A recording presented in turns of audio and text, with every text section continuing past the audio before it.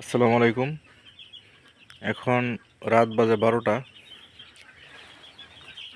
আমার এই শেডের যে বাচ্চাগুলো দেখতেছেন, গতকালকে থেকে এদের ঠান্ডা আর রক্ত আমাশয় একসাথে অ্যাটাক করছিল। যদিও এখন পর্যন্ত তেমন সমস্যা হয় নাই, অল্প কয়টা বাচ্চা বেশি দুর্বল হয়ে গেছে। হাওমি মুরগিতে যদি রক্ত আমাশা আর ঠান্ডা একসাথে অ্যাটাক করে, খুবই ক্ষতি করে ফেলে একদম।